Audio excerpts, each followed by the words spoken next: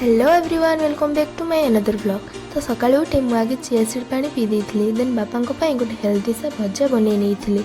हमर सबुदिन सकाळु ही रोसे हेई थाए, सेथि पाई बापा सकाळु सकाळु माछ नै आस्थिले। स्वामी गोटा माछ खाइबा पाई इच्छा थिला, जेहेतु एते बड़ बड़ माछ ताकू तो कढ़ाई रे भाजी हेबनी, सेथि पाई मते ए पेन टाकू पुणी आमिष करबाकू पड़िला। कोन करिवि, स्वामी को फरमाइश पूरा तो करबाकू पड़िबो ना।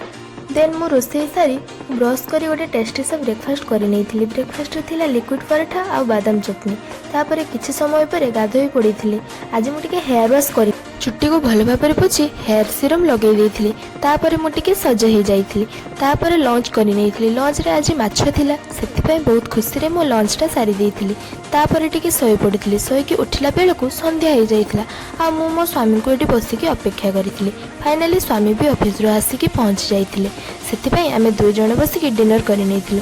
डिनर रे आज चकुली पूरी पिठा आ मटर तरकारी थिला। सतरे डिनरटा बहुत ही टेस्टी थिला।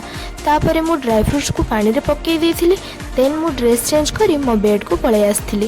ब्लॉग टी जदि भल लागिथिबा ताले लाइक कमेंट शेयर करिवे। रहिली बाय, जय जगन्नाथ।